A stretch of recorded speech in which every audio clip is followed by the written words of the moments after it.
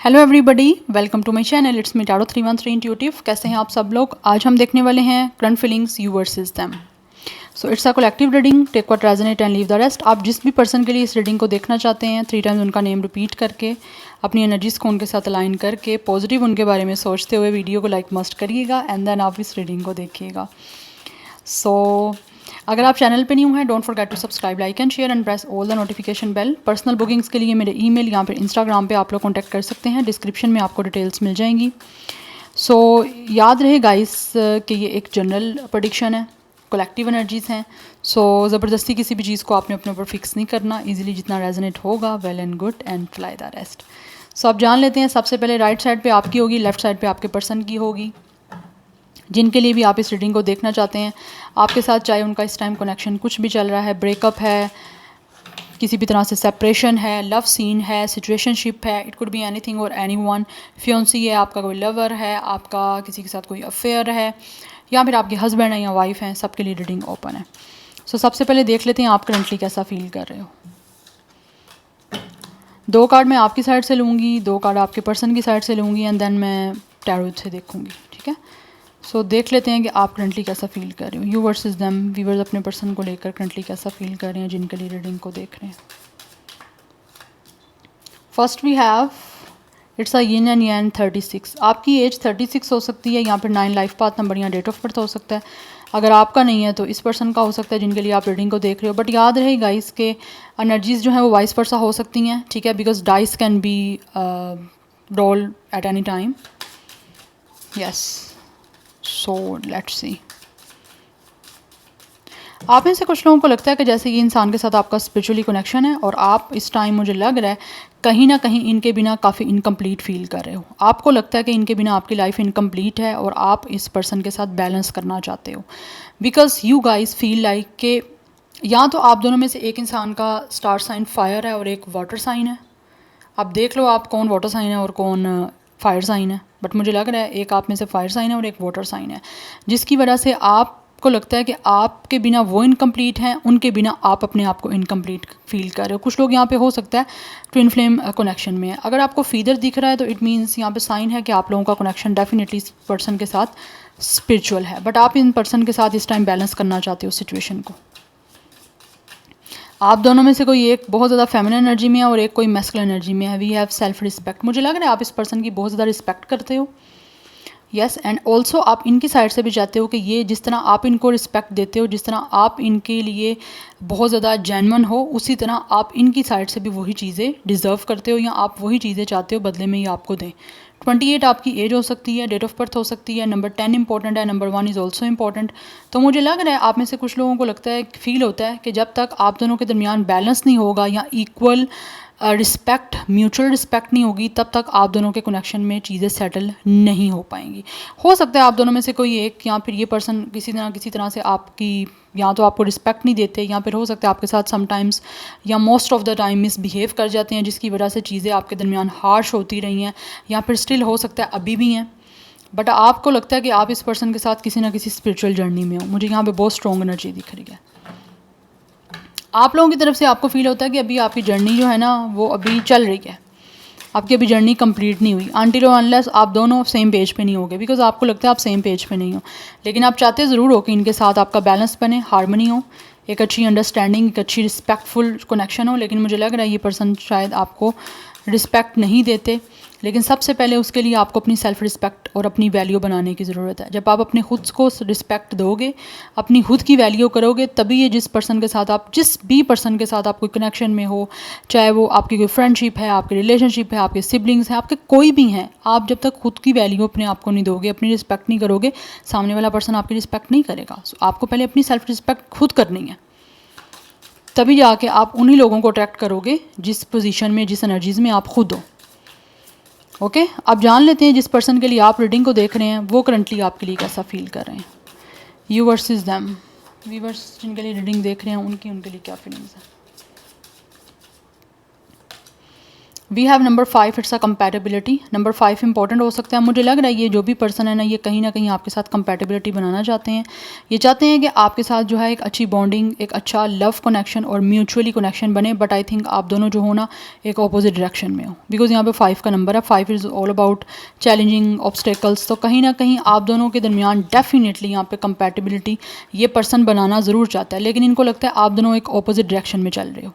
ये इनकी सोच कुछ है, आपकी कुछ है, आप कुछ चाहते हो, वो कुछ है। मेंटल कंपैटिबिलिटी हो सकता है नहीं हो रही, इमोशनल कंपैटिबिलिटी भी नहीं हो रही, जिसकी वजह से चीज़ें जो हैं वो काफ़ी हद तक प्रॉब्लमेटिक आप दोनों को देखनी पड़ रही हैं। बट इस पर्सन की साइड से मुझे लग रहा है चीज़ें काफ़ी इनको लगता है कि डिफ़िकल्ट हो रही हैं, जबकि ये चाहते हैं कि आपके साथ एक अच्छा जो है ना बॉन्डिंग लेवल बन जाए, बट नहीं बन रहा। उनको लगता है कि जैसे आप कुछ चाहते हो वो कुछ चाहते हैं, आप दोनों की एक सोच ही नहीं मैच हो रही है। कुछ यहाँ पे सिचुएशन मुझे ये दिख रही है। यस, बट ये आपके साथ कंपैटिबिलिटी बनाना चाहते हैं, बट कहीं ना कहीं उनको जहाँ पे लगता है ना कंपैटिबिलिटी बनने वाली है, तो वहीं पे जाके कोई ना कोई क्लैश बन जाता है आपका। मुझे ये एनर्जीज दिख रही है। जबकि दिलेरी वो ना ऑफर यू लव, आप देख सकते हो यहाँ पे हार्ट है, और जो मैस्कुलिन है, जो मेल है, वो फीमेल को हार्ट दे रहा है, लेकिन कहीं ना कहीं प्रॉब्लम बीच में आ रही है। या तो जो भी यहाँ पे फेमिनिन है ना, मैं एनर्जीज़ की बात नहीं करूँगी, फीमेल की बात करूँगी। जो फीमेल है उसकी तरफ से कोई प्रॉब्लम आ रही है, वो यहाँ तो इस पर्सन को समझ नहीं रही या फिर समझना चाह नहीं रही। कुछ ऐसी एनर्जीज आ रही हैं, अब आपको बेटर पता है। Anyhow one more, viewers के पर्सन करंटली कैसा फील कर रहे हैं, यू वर्सेस देम।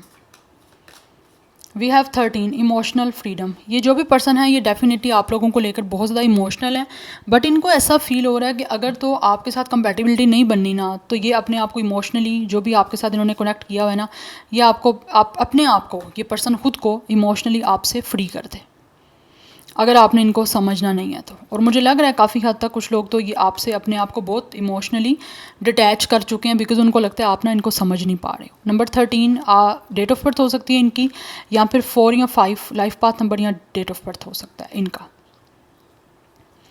यस, तो ये इमोशनली अपने आप को फ्री करना चाहते हैं, बिकॉज इनको लगता है आप ना समझ नहीं रहे हो। जितना ज़्यादा ये समझदारी और विस्डम के साथ काम लेते हैं, उतना ज़्यादा आप उस चीज़ों को टोटली रूइन कर देते हो। यहाँ एक होता ना, एक इंसान ने मेहनत की है चीज़ों को ठीक करने के लिए, आप पानी फेर देते हो कुछ ना कुछ करके। यहाँ तो मूड स्विंग्स बना लेते हो, या मूडी हो जाते हो, या फिर किसी वजह से किसी भी चीज़ को लेकर आप ग्रम्पी हो जाते हो, ज़िद्दी हो जाते हो, अरियल हो जाते हो, फिर ये चाहते हैं कि अपने आप को इमोशनली फ्री कर दे। तो यहाँ तो कुछ लोग कर चुके हैं, या कुछ लोग इस प्रोसेस में हैं। Now let's see from the tarot, देख लेते हैं आप करंटली कैसा फील कर रहे हो अपने पर्सन के लिए, यू वर्सेस देम। वीवर्स के करंट फीलिंग्स क्या हैं? अच्छा, आज मैं म्यूचुअली भी आप दोनों की जो है ना एनर्जीज चेक करूँगी, आप दोनों की इस रिलेशनशिप को लेकर क्या म्यूचुअल एनर्जीज हैं लास्ट पे। बट सबसे पहले मैं आपके लिए सेपरेटली देखूँगी feelings, you versus them, viewers की current feelings. Okay, we have it's the king of cups energy. Definitely आप लोग बहुत ज़्यादा फील करते हो कि ये इंसान आप लोगों को लेकर इमोशनल हैं, बट आपको फील होता है कि ये पर्सन अपने इमोशंस जो है ना आपसे छुपाते हैं। जितने ज़्यादा इमोशनली ये इंटेलिजेंट हैं, उतना आपको दिखाते नहीं हैं। We have hierophant. You guys feel कि ये इंसान जो भी है ये आपसे डेफिनेटली शादी करना चाहते हैं, बट आपको पता है इस बात का कि ये इंसान ना इमोशनली चीज़ों को बहुत ज़्यादा सीरियसली ले रहे हैं, जिसकी वजह से शायद आप उन चीज़ों को नहीं अंडरस्टैंड कर रहे हो।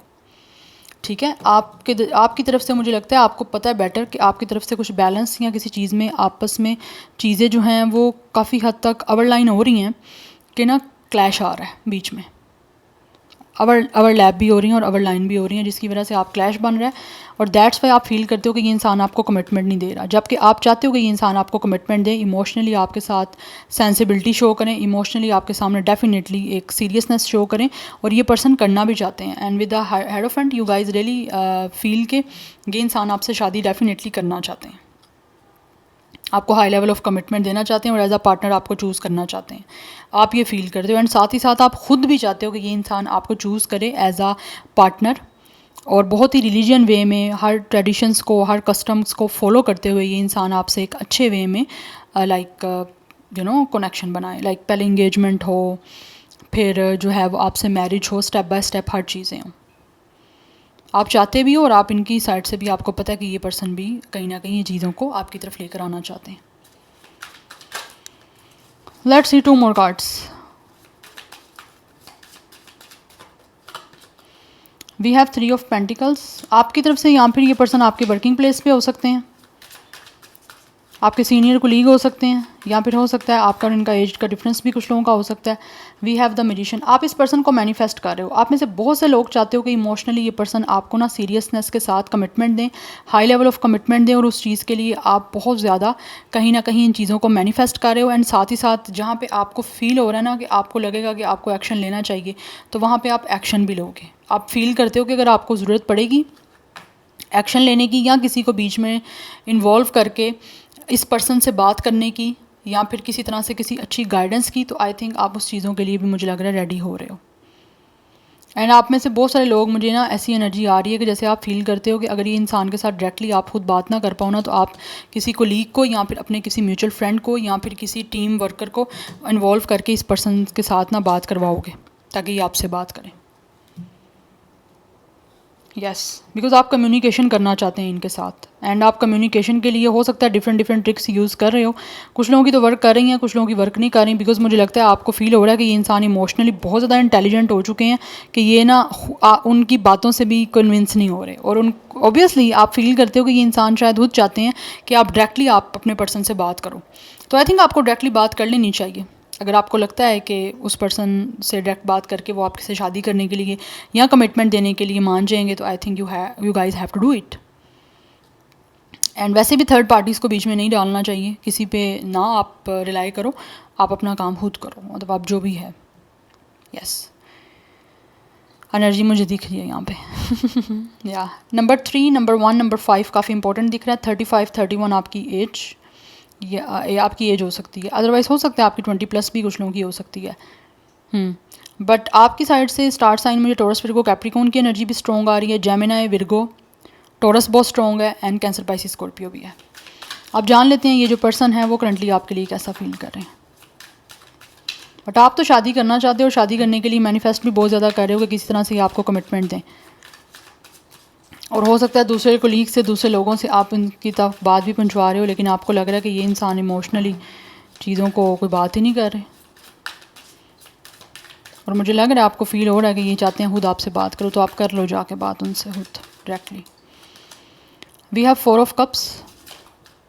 ये जो भी पर्सन है डेफिनेटली मुझे लग रहा है यहाँ पे बहुत ज़्यादा सोच रहे हैं, या तो ऑलरेडी इन्होंने आपको रिजेक्ट कर दी है, जिसकी वजह से इस टाइम ये सोच रहे हैं कि अब दोबारा से किस तरह से आपसे कंपैटिबिलिटी बनाएं।